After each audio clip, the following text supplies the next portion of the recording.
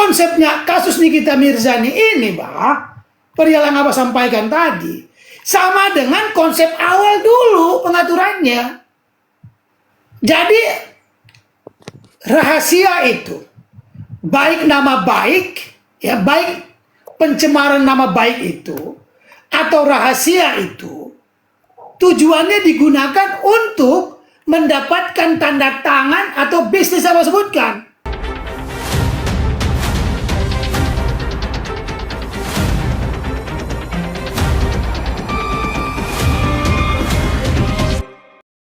Kan begitu.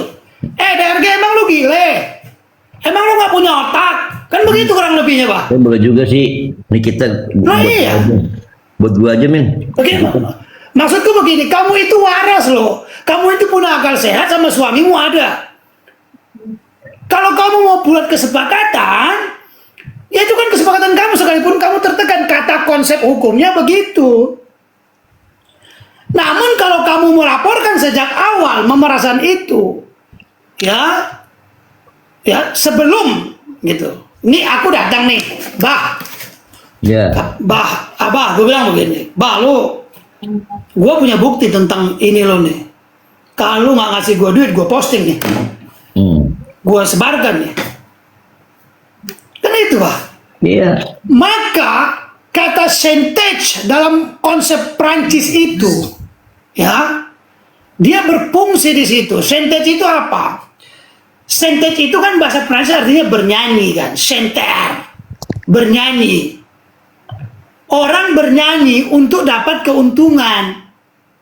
Nah, gua mau nyanyi perihal kasus Abah ke publik dengan membongkar aib-aib Abah untuk tujuannya itu, ya, gua mau melakukan itu kalau Abah tidak kasih duit.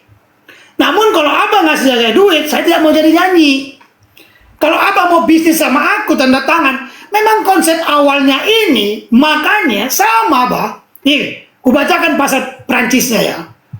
Iya. Pasal Prancisnya dulu begini bunyinya nih. Pasal 400. Abah boleh cek di webbook van Strafrecht kita. Nih ya. Ini terjadi. Pasal 400 CP. Siapapun yang memeras dengan kekerasan, paksaan, atau ancaman untuk mendapatkan tanda tangan atau penyerahan dokumen tertulis, instrumen, surat kepemilikan, atau barang lain apapun yang berisi mewujudkan kewajiban ketentuan, dan seterusnya. Boleh itu dibaca ya di tulisannya French Guiana, Ordonnance du Roy portant application du code penal à la Guinée française, Paris. Buku ini bisa didapatkan di perpustakaan Royal Perpustakaan Prancis, halaman 106 tahun 1826. Jadi konsepnya kasus Nikita Mirzani ini, perihal yang Abah sampaikan tadi, sama dengan konsep awal dulu pengaturannya. Jadi rahasia itu, baik nama baik, ya baik pencemaran nama baik itu, atau rahasia itu, tujuannya digunakan untuk mendapatkan tanda tangan atau bisnis yang Abah sebutkan. Jadi konsep yang Abah bilang itu persis tahun 1810. Gitu. Ya. Sebelum dilanjutin, berarti dalam hal ini ada nggak kesepakatan tertulis? Kan tadi ada beberapa kesepakatan. Apakah di dalam ini tuh nggak ada? Apa nih, kita itu keliru, nggak bikin kesepakatan tertulis, makanya. Nah itu masalahnya kan begini loh. Itu memang kalau kita kembali kekurangannya di situ. Kalau mereka buat itu selesai kan gitu kan. Nggak usah ngomong pembahasan kita. Nikah aja ada dua, nikah di bawah tangan sama di atas tangan gitu kan. Udah simpel, inilah Indonesia, perlu dengan pemakluman ketika realita bisnis yang harusnya formal menjadi tidak formal karena kedekatan, karena perkawanan, karena apapun yang bermotif seperti itu. Nah, cuman kan masalahnya di wilayah hukum ini harus jelas. Nah, saya tidak melihat kawan-kawan kita memperjelas itu sebagai sebuah fakta, tapi malah mempertegas faktanya mereka. Itu loh, Min, maksud gua. Jadi ketika bilang, oh ini nggak ada apa-apa kok, ini cuma main-main doang, ini cuma gitu, tapi lu nggak bisa kasih wujudnya gitu. Sementara mereka bilang, wah itu meras. Nah makanya gua bilang ini bertentangan dengan sebetulnya dialektika bukan hukum. Gue jadi males melihat ada orang bilang, oh Yamin itu meres gua, tapi kan sebenarnya enggak, dia minta tapi dengan sangat sopan. Kan apa bedanya coba? Ya. Jadi kalau kita lihat lagi putusan Mahkamah Konstitusi tahun 2008 ya.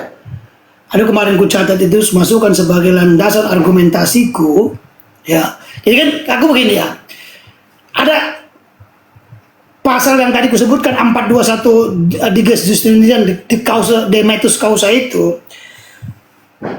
Ini kucatat di dalam untuk pengujian pengujian materi Mahkamah Konstitusiku. Prinsip bahwa tindakan hukum yang lahir karena ketakutan serius atau grave fear, yaitu sehingga dianggap cacat kehendak. Pasal satunya begini, quod metus causa gestum erit ratum non habebo, bahwa kesepakatan karena ketakutan yang serius dianggap sah. Kenapa dianggap sah? Karena dia waras, karena dia sudah dewasa. Kalau itu tidak diterima maka gugat secara perdata. Ketika uangnya berpindah, gugat secara perdata. Itu atas konsepnya. Namun konsep lama ini, pasal 421 ini di ges Justinian ini ya, dianggap pemikir-pemikir hukum dulu.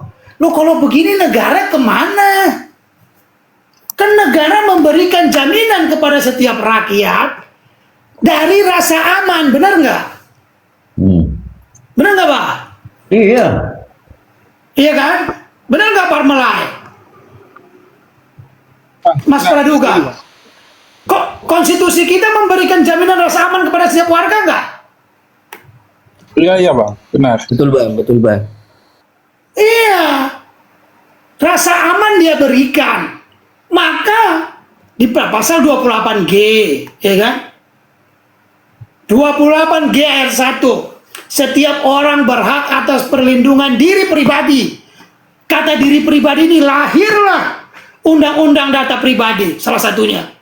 Keluarga kehormatan, termasuk perempuan, anak lahir di sini. Martabat, harta benda, hak kepemilikan dan seterusnya. Serta berhak atas rasa aman. Ini kan teori modern, diambil dari Amerika, abad 18-19. Pasal 28G ini. Nah, turunannya ini di mana? Satu dalam hukum perdata 1320. Lu membuat kesepakatan kepada orang perjanjian bla bla bla, katanya ada dua syarat subjektif, ada dua syarat objektif. Kurang lebih begitu ya Praduga ya. Clear di situ. 1321, 1322, 1323 mulai masuk karena cacat kehendak bla bla bla dan seterusnya. Dari semua rangkaian ini termasuk kehilafan, penekanan 1324, orang membuat kesepakatan karena ditekan dia. Karena konsep lama tadi. Oke? Konsekuensinya kata undang-undang Belanda 1338. Dari mulai 1320, syarat utamanya 1320. Tapi ada beberapa yang tidak terpenuhi dalam 1320. Salah satunya cacat kehendak tadi, metus causa tadi. Bagaimana konsepnya itu? Kamu harus uji ke pengadilan, dapat dibatalkan demi hukum. bukan batal demi hukum. Kesepakatan itu wajibkah tertulis? Enggak. Namun kalau tertulis itu akan mengamankan Anda masing-masing. Kan begitu, Mas Praduga? Iya kan? Betul, Nah, betul. ini kan turunan. Maka itu dalam hukum turunan dari rasa aman ini, turunan dari rasa aman ini lahir dalam bentuk 1320 KUH Perdata. Dalam hukum pidana di mana dia? Lahir delik formil.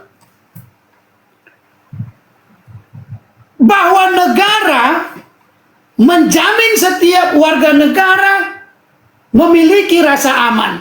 Apabila ada orang mengancam Anda untuk memberikan uang, maka laporkan dia ke polisi. Selesai perbuatan itu sebelum duit itu masuk. Karena dia delik formil.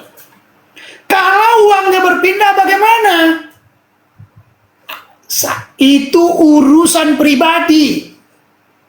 Selama lu kasih uangnya, lu sepakati, lu masih waras nggak lu? Kalau kamu waras, ya udah itu konsekuensi lu gugat dong. Lu masuk ke ranah perdata. Namun, bisa nggak ketika uang itu masuk juga menjadi ranah pidana? Bisa. Di mana? Ketika konsep pertama kali orang ini, si pelaku ini menggunakan alat sentage tadi, ya, untuk memeras Anda. Lu DRG, lu punya produk ini abal-abal nih. Kan kurang lebih begitulah. Ini bahasa kampungnya. Lu punya produk abal-abal nih, lu tempel-tempel, isinya kotoran kambing, lu bilang obat. Kan gitu. Ini teh kambing bulat-bulat disimpan jadi obat, fungsinya rasanya coklat. Lu yang bener aja nih. Kan begitu kurang lebih ya. Ya kan? Kamu yang mana? Yang benar dong kamu gitu.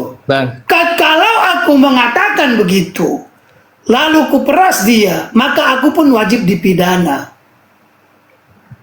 Wajib aku dipidana.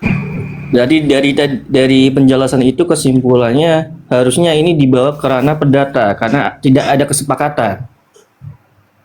Berdasarkan konsep hukum harus masuk dalam kasus ranah perdata. Tapi kan gini Min, tapi